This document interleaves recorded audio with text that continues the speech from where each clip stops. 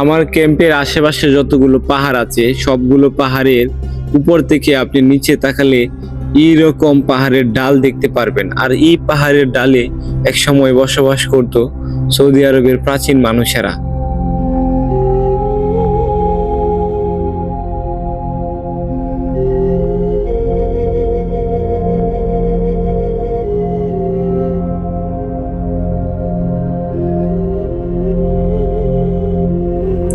আর এখন সৌদি আরবের সাধারণ মানুষের জীবনযাত্রার মান অনেক উন্নতি হয়েছে, তাই তারা এই গ্রামগুলো ছেড়ে শহরের দিকে চলে গেছে। আর গ্রামগুলো হয়ে আছে জনমানব শূন্য এবং পরিত্যক্ত।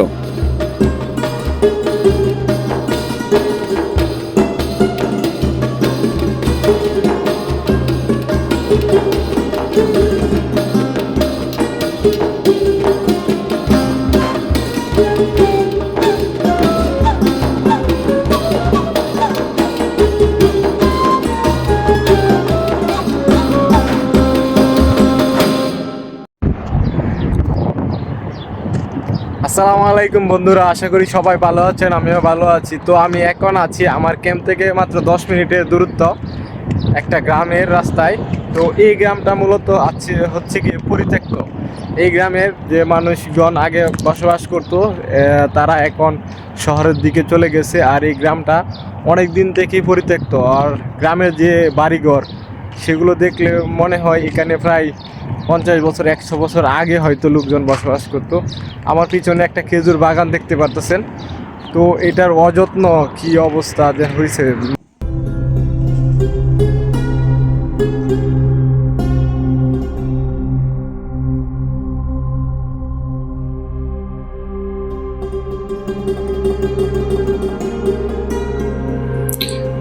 এই গ্রামের দ্বাররক্ষী যেন এই প্রাচীন খেজুর গাছগুলো। রোদের তাপে আর মরুভূমির বাতাসে এরা দাঁড়িয়ে আছে শতাব্দীর সাক্ষী হয়ে।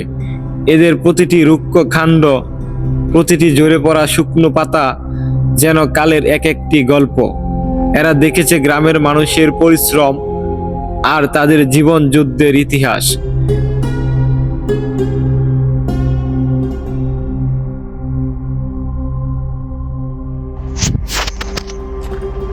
এই বাড়িটা আমার দেখে মনে হইতেছে সম্ভবত 1 থেকে 150 বছরের পুরানো। এর ওয়ালগুলা দেখেন পাথর এবং কাদামাটি দিয়ে তৈরি। তো এই কাদামাটিগুলো পানি দিয়ে গুলে এরপর দিয়ে আর ওয়ালের মানে ভিটাগুলো তৈরি করা হয়েছে, যেরকম আমরা বাংলাদেশে মাটির ঘর আছে না, ঠিক সেম।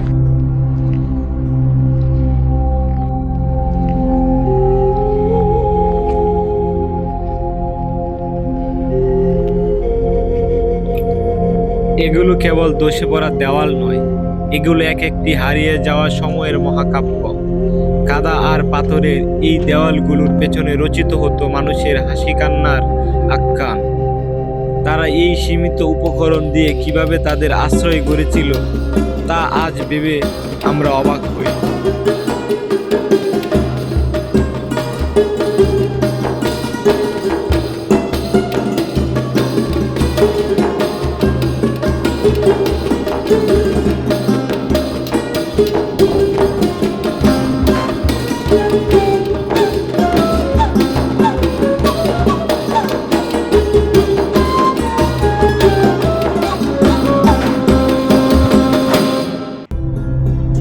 তো আমি এখন আছি একটা ঘরের ভিতরে, মানে এই যে পরিত্যক্ত গ্রামটা আছে সৌদি আরবের, এই পরিত্যক্ত গ্রামের সবচেয়ে ভালো গড়, মানে অক্ষত গড় এখনো টিকে আছে। তো এই ঘরটার ভিতরে আছি আমি। আপনারা যদি একটু দেখেন যে ঘরের দেওয়ালগুলো প্রায় 10 থেকে 15 ইঞ্চি পুরুত্ব, আর সুন্দর সুন্দর জানালা আছে এই ঘরটায়। আরেকটা জিনিস হচ্ছে এই ঘরের ভিতরে অনেকেই অনেক কিছু আঁকার বা লিখার চেষ্টা করছে, এই জন্য এই ঘরের প্লাস্টারগুলো একটু ক্ষত বিক্ষত দেখা যাচ্ছে। আর একটা জিনিস, আপনারা এই যে এই ঘরটা, এই ঘরের আপনার আয়তন কিন্তু খুব একটা বেশি না। আপনার এই ঘরটা মূলত প্রস্থের দিক থেকে হয়তো আপনার এই 7 ফিট হতে পারে, আর দৈর্ঘ্যের দিক থেকে 9 ফিট বা 10 ফিট এরকম হতে পারে। আর আরেকটা জিনিস খেয়াল করলাম যে প্রত্যেকটা ঘরে কিন্তু একটি মাত্র রুম, আর এই রুমের সাথে একটি আপনার পাকঘর আছে। আর এই পুরো বাড়িটাই আর কি আপনার দেখা গেছে পুরো বাড়িটাই বাউন্ডারির মাধ্যমে আর কি আপনার ক্লিয়ার দেওয়া থাকে।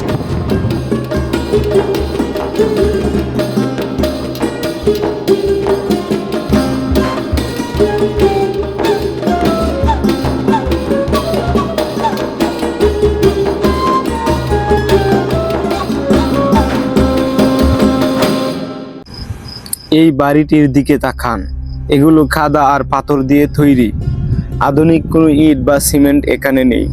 অথচ দেখুন ছাদের এই কাঠের বিমগুলো এখনো কতটা শক্তভাবে আকাশকে ধরে রেখেছে। মরুভূমির প্রচণ্ড গরম আর ধূলি জ্বরের সাথে লড়াই করে এই ঘরগুলো এখনো টিকে আছে তাদের অস্তিত্বের জানান দিতে। সবকিছুই এক সময় শেষ হয়ে যায়। এই যে দেখছেন পাথরের পাহাড় হয়ে আছে, এগুলো এক সময় সুন্দর সব বাড়ি ছিল। মানুষ যখন গ্রামটি ছেড়ে চলে যায়, সময় আর আবহাওয়া সবকিছুই তছনছ করে দিয়েছে। এটি আমাদের মনে করিয়ে দেয় যে মানুষের সৃষ্টি কতটা ক্ষণস্থায়ী।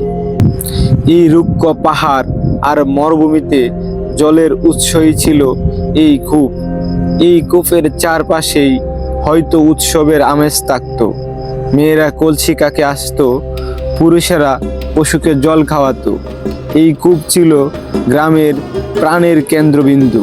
আজ সেই কূপ নিজেই শুষ্ক আর পরিত্যক্ত। একদিন এখানে জীবনের স্পন্দন ছিল, আজ যা নিছক ধ্বংসস্তূপ, তা একদা ছিল কলরবপূর্ণ সংসার। তো এখন আপনারা যেটা দেখতে পাচ্ছেন এটা হচ্ছে সম্ভবত পুরাতন একটা মাজরা ছিল, আর সেই মাজরাটা অনেক দিন থেকে পরিত্যক্ত।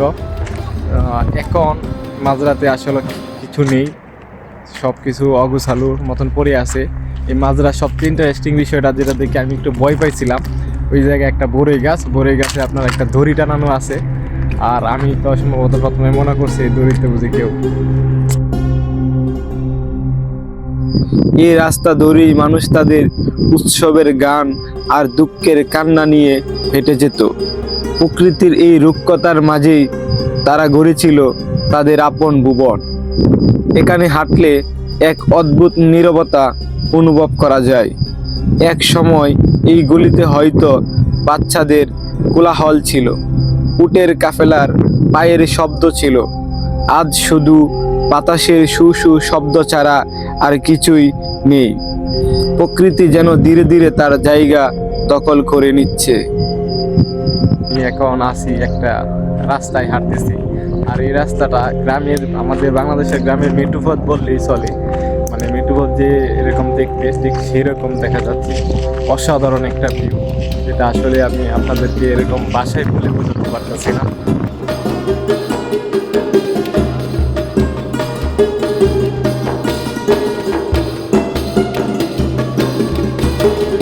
এখন আমরা যে জায়গাটায় আছি এই জায়গাটায় দেখলে মনে হয় আমি সম্ভবত বাংলাদেশে চলে আসছি।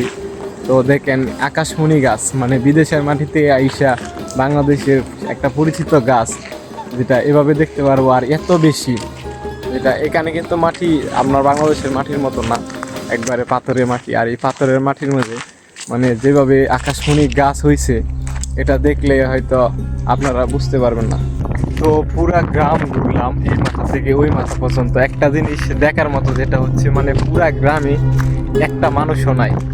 অনেকগুলো তো পরিত্যক্ত বাড়ি দেখছি আমরা, আর অনেকগুলো কিন্তু বসবাস করে, বাইরে থেকে দেখতে বোঝা যায় এরকম বাড়িঘরও কিন্তু দেখছি।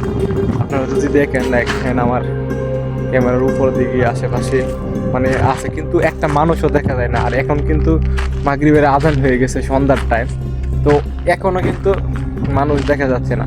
আমরা অনেকেই বলি যে সৌদিরা নাকি দিনের বেলা বাড়ি থেকে বাইরে ফেরে, মানে ওরা রাত্রে বেশি ঘোরাফেরা করতে স্বাচ্ছন্দ্য বোধ করে।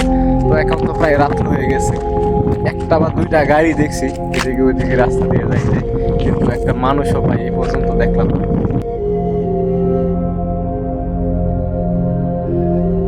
তো এই ছিল সৌদি আরবের পরিত্যক্ত গ্রামটি ভ্রমণ করা। আপনাদেরকে যথাসাধ্য চেষ্টা করেছি ভালো কিছু দেখানোর জন্য। আশা করি আপনাদের ভালো লাগছে। তো যদি ভালো লাগে অবশ্যই আমার চ্যানেলের পাশে থাকবেন, সাবস্ক্রাইব করবেন আর শেয়ার করে সবাইকে দেখার সুযোগ করে দেবেন। আসসালামু আলাইকুম, টাটা।